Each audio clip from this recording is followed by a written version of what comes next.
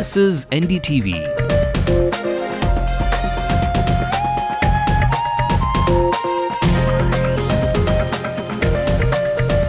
And you're watching Ndtv-Hindu.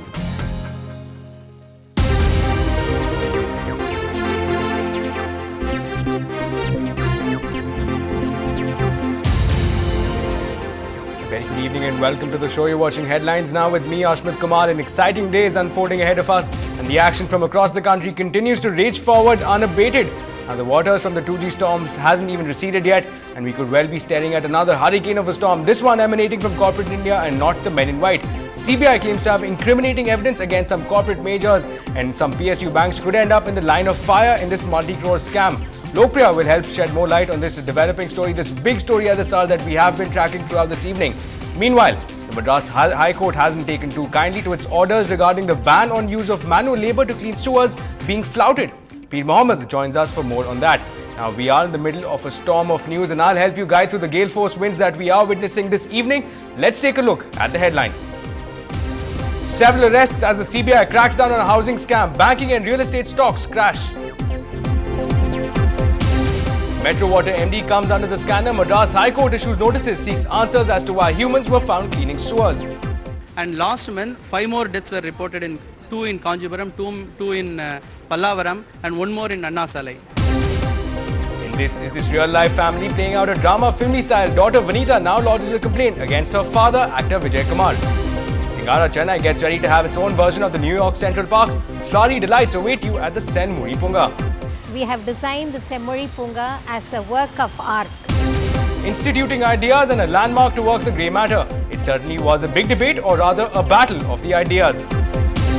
If technology had really helped, if those Facebook posts had helped, Sarath Babu wouldn't be sitting here at the Battle of Ideas in Chennai. He'd be sitting in Delhi twiddling his thumb and wondering when Parliament is going to reconvene. And meet the artist who can put your sketch or my profile picture application on Facebook to shame. Today is one day that has seen an action from across the country. Let's have a look at some national headlines making at this hour. Congress Chief Sonia Gandhi comes to the Prime Minister's aid in the 2G saga, says that the Prime Minister is above reproach. Everyone knows that the Prime Minister is 100% above board. It's a resounding mandate for Nitish Kumar. The JDU alliance sweeps the Bihar elections, winning 200 out of the 243 seats. Andhra Pradesh Chief Minister Rosaya resigns. Will Kiran Kumar Reddy step in his shoes as the next Chief Minister? Karnataka Chief Minister's defiance pays off for now. The BJP top brass backtracks on their decision and keeps him in power. And Ratan Tata's PR representative Neera Radia is questioned by the Enforcement Directorate for her firm's alleged role in the 2G case. Now, in the big story at this hour that has wrestled the attention away from the political heavyweights, we are staring at a multi-crore scam. Only this time, it seems to be emanating from corporate India and not the men in white. The CBI has arrested senior officials from the major PSU banks and private finance consultants. In what the CBI is claiming to be a multi-crore scam, the officials of the major PSU banks had extended large sums of corporate loans in return for bribes. The CBI conducted raids in Mumbai, Delhi, Chennai, Jaipur and Kolkata. The CBI claims that during the raids, incriminating evidence has been collected against those arrested. Now, this comes on the back of the massive 1.76 crore 2G spectrum scam that shook the foundation of even the strongest of political players. Has arrested Chief Executive Officer, LIC Housing Finance Limited, Mumbai, Secretary Investment, LIC Mumbai, General Manager, Bank of India, Director, Chartered Accountant, Central Bank of India, New Delhi, DGM, Punjab National Bank, New Delhi, Chairman and Managing Director and 2 other officials of a Mumbai-based private financial service company in a bribery case. The CBI has busted a racket wherein a private financial service company, its CMD and associates were allegedly bribing senior officials of public sector banks and financial institutions, facilitating large-scale corporate loans. They were also gathering confidential business information. Now there you have the CBI again giving us a fair, broad idea of how these culprits operated. Again, calling it a racket there. And again, speaking of the names, the big fish that have been entangled in the CBI's net. Let's just take a run through again some of the big names that have been caught up. First up, we have the LIC Housing Finance. We have Ramchandra Nair, the director and the CEO of LIC Housing Finance. Also, we have from LIC Mumbai this time the Secretary of Investment, and this time it's Naresh K. Chopra. Also from the Bank of India, another major PSU bank, the GM of that bank, we have R.N. Tayal, who has been entangled in this scam. Mahendra Singh Johar, the director and the CA by profession of the Central Bank of India, again a major PSU that has been caught in this racket, as the CBI called it. Venuko Gujal, if I have that right, that's the Deputy GM of Punjab National Bank, one of the biggest players in the PSU segment in the banking arena in India here. And also, speaking of private financial consultants that have been involved in this case, that's Money Matters for you. First up, it's Rajesh Sharma, the CMD of Money Matters. And next, we have Suresh Ghatani and Sanjay Sharma, both are from Money Matters. Now, for more on that, let's go across to Lokpriya now. She is joining us live. She has been tracking this case for us. Now, Lokpriya, again, speaking of some of the bigwigs, we just tracked those names. Again, speaking of the PSU majors, can you give us an idea of what this means in the context of really some big fish that have been caught, that have been nabbed by the CBI today? The CBI has in fact stolen the limelight from the political bigwigs in the country, if we can say so. This scam, the mother of all scam, the housing scam, is getting bigger by the minute, and the CBI has arrested some of the top officials of the PSUs, and this simply means that the scam is bigger and there are more number of people involved. If so, sources are telling us that even several corporate players or private financial players are also involved, but right now we are not getting details of that, but the several top players, the several top leaders of the private public sector undertakings have been arrested, and as you can see, they include Central Bank of India, LIC Housing Finance, LIC and Bank of India, and even Punjab National Bank. So an array of top public sector undertakings, those are the people who have been arrested. So this indeed means that the scam is bigger and the scope of the scam is definitely huge, Ashmit.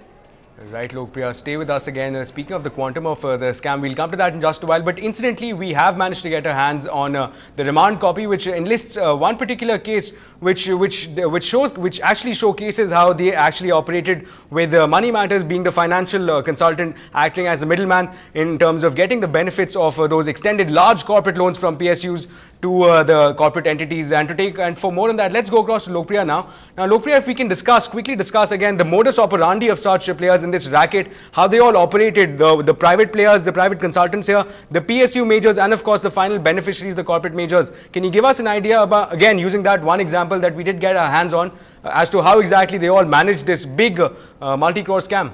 The primary bone of contention here is that the top officials of the PSUs actually help the private bodies in getting loans using fraudulent methods. These top officials received kickbacks from the private bodies. Here, if we can see, we have a copy of the telephonic conversation between the top officials of one of the major top PSU and one of the private bodies. Here, the private bodies, Money Matters, actually acted as a mediator and has bribed Bank of India general manager, who has received kickback from the Money Matters and indirectly has helped him in procuring a loan. This is a telephonic conversation that we have with us, which was recorded in 2009. So this is how they operate. Basically, a top official of the PSUs that were mentioned got kickbacks and got illegal payments from the private bodies and helped these private bodies in getting the loans processed and getting the loans done fast. That is the modus operandi, and this was in fact reported way back in 2009.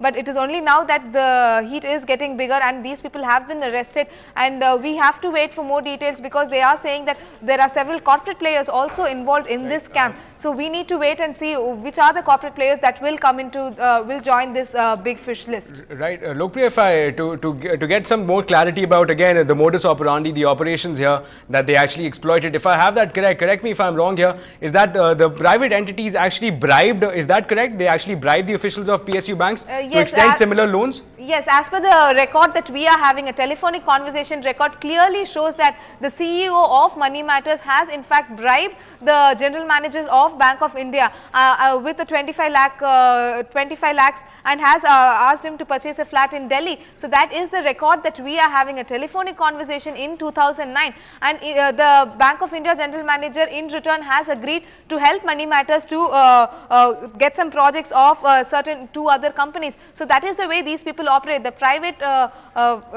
people have in fact help the public sector undertakings, and they have received kickbacks, and that is how this whole modus operandi is. Right, so that gives us, Lopriya, stay with us now. Let's discuss here the quantum of, again, the scam. It is being termed as a multi-crore scam, but how many zeros will be added behind the first digit here? Speaking of digits, again, to get a better idea, again, we just heard Lopriya tell us that the bribe that was exchanged was 24 lakh rupees that was given to Ratan Tayal. He is, of course, R.N. Tayal. In fact, he's the general manager of the Bank of India. But is it just restricted to lakhs, or are we talking about a number of crores here, multi-crore scam? That's what we have in mind. So with that, Lopriya, if you can give us again an indication of perhaps the quantum of the scam, the size of the scam that we're looking at. It is being termed as a multi-crore scam by the CBI. If you can give us some more clarity on that front.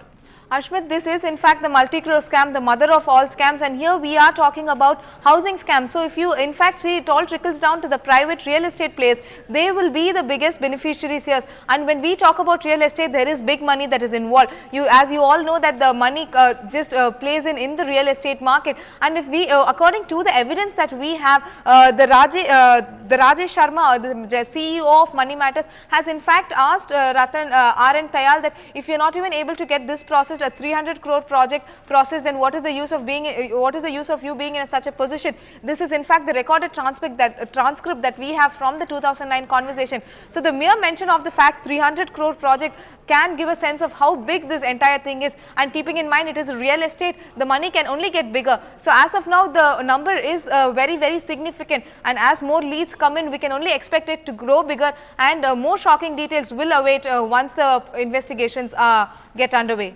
Right, Lopriya, also if we are just getting initial responses from the LIC Housing Finance, that's the PSU NBFC non-banking financial agency that has been caught up in this racket by the CBI. Now they have released a statement where they are insisting again that they have followed all the protocols that are required to be followed by such a finance agency. They are insisting, in fact, over there, as you can see on your screen, they say that all procedures and approved guidelines have been adhered to in approving these loans. Now, all loans, they say, have been secured by underlying assets to be satisfaction of approving authorities. That's now their claim by the LIC Housing Finance. That, in fact, comes right after some of the media reports that have been doing the rounds, again, about LIC Housing Finance, some very senior officials being caught up. Now, again, along expected lines, Lopriya, if you can again shed some light here, we are getting a response along expected lines, but that again, they are claiming that all the rules were adhered to, that all the stakeholders have been kept in the loop. But does this really take away does this really put the onus now on the CBI, or again, is the blame on them for actually allowing such a racket to actually develop into a multi-crore scam? Ashmit, as soon as the media reports broke out in the late afternoon, the LIC was quick enough to hold a press conference and release a statement. Their statement, in fact, clearly states that all procedural guidelines were adhered to when they were sanctioning loans, and all interest of the shareholders, the partners, and all people involved will be taken care of. So they were very, very quick to react. But the very fact that a senior official of LIC Housing Finance has been arrested, in fact, questions their integrity as well. But the onus here definitely is on the CBI to prove these charges, but the fact that an official of an LIC is arrested speaks a lot, and in fact the onus is on the CBI to prove these charges and unfold the scam that is surrounding them. But as expected, they have defended themselves, but we have to wait and see how this all pans out as it proceeds.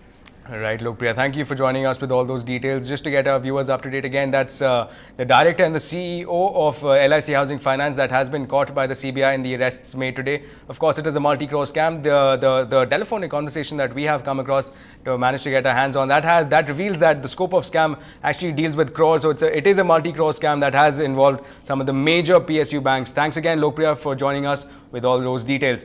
Moving ahead, some political action now. Two chief ministers of the south and two very different stories. We get you both Yediyurappa and Rozaya on the other side.